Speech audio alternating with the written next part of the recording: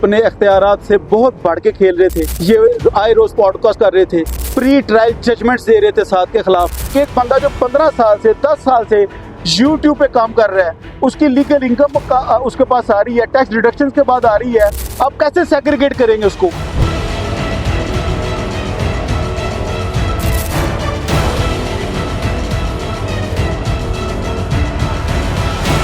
Lahore police اتنی influential کب سے ہو گئی کہ وہ وفاق کے ایک ادارے کے ایک سینئر افسر کی ٹرانسفر کرا دیں.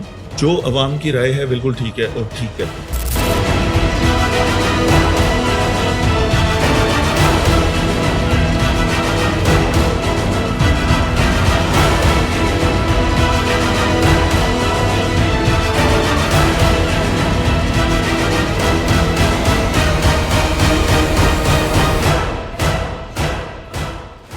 ڈکی بھائی جلد رہا ہونے جا رہے ہیں, ضمانت کنفرم, فیصلہ محفوظ ہو گیا.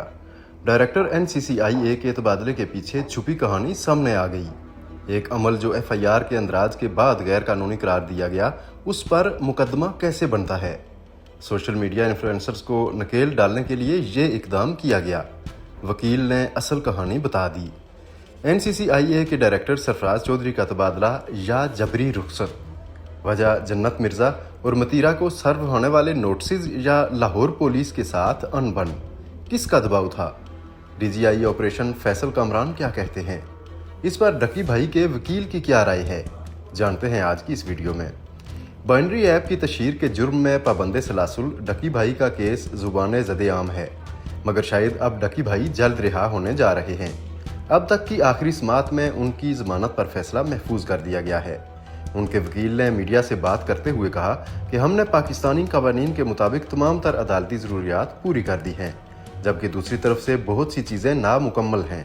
ہم نے عدالت میں سوال رکھا کہ ڈکی بھائی کے اس مقدمے کے سلسلے میں 13 جون 2025 کو انکوائری ہوئی. 17 اگست کو ڈکی بھائی کے خلاف FIR درج ہو گئی اور 20 اگست کو ایسی ایپس کو غیر قانونی اور بینڈ قرار دیا گیا. سپریم کورٹ اور دیگر عدالتوں کے اس حوالے سے فیصلے موجود ہیں کہ ایک ایسا اقدام جو ہونے کے بعد غیر قانونی قرار دیا گیا, اس پر غیر قانونی ہونے کا اطلاق نہیں ہوتا. جب کسی اقدام کو غیر قانونی اور بینڈ قرار دیا جاتا ہے تو اس کے بعد اگر کوئی وہ کرتا ہے تو اس پر اس کا اطلاق ہوگا. انہوں نے کہا کہ یہی وجہ ہے کہ ہماری PSL کی ٹیموں کے ذریعے بھی اس ایپ کو پروموٹ کیا گیا, کیونکہ اس وقت وہ غیر قانونی اور بینڈ نہیں تھی. اس کے علاوہ ڈکی بھائی 10-15 سال سے یوٹیوب پر کام کر رہے ہیں اور ان کے تمام پیسے ٹیکس کٹوتی کے بعد انہیں ملتے رہے ہیں. ٹیکس ریٹرنز کلیئر ہیں. ان بنیادوں پر ہمیں پورا یقین ہے کہ ڈکی بھائی کی ضمانت ہو جائے گی. اگر یہ کورٹ ہمیں ضمانت نہیں دیتی تو ہمارے پاس دیگر عدالتی پلیٹ فارمز موجود ہیں, ہم وہاں رجوع کریں گے. یہ دراصل سوشل میڈیا انفلوئنسرز کو نکیل ڈالنے کے لیے کیا گیا ہے. NCCIA کے ڈائریکٹر سرفراز چودھری کا تبادلہ یا جبری رخصت, اس موضوع پر ان دنوں ہر طرف بات ہو رہی ہے. کچھ لوگ کہہ رہے ہیں کہ انہیں 6 ماہ کی رخصت پر بھیجا گیا, کچھ ان کے تبادلے کی بات کر رہے ہیں, مگر چہ منگوئیاں یہ ہیں کہ ان کے ساتھ یہ کسی دباؤ کے تحت کیا گیا ہے. کہا جا رہا ہے کہ آنے والے دنوں میں جنت مرزا اور متیرہ کو نوٹسز سرو ہونے تھے. کچھ لوگوں کا خیال ہے انہیں اس وجہ سے ٹرانسفر کیا گیا ہے, جبکہ سوشل میڈیا پر یہ بھی دعویٰ کیا جا رہا ہے کہ شاید لاہور پولیس کے ساتھ ان کا کوئی ایشو تھا, جس وجہ سے ان کا تبادلہ کر دیا گیا. ڈکی بھائی کے وکیل کا اس حوالے سے یہ کہنا تھا کہ سرفراز چودھری اپنے اختیارات سے نکل کر کھیلتے تھے, خود ساختہ کہانیاں بناتے تھے, ہمارے کیس میں ٹرائل سے قبل فیصلے سنا رہے تھے.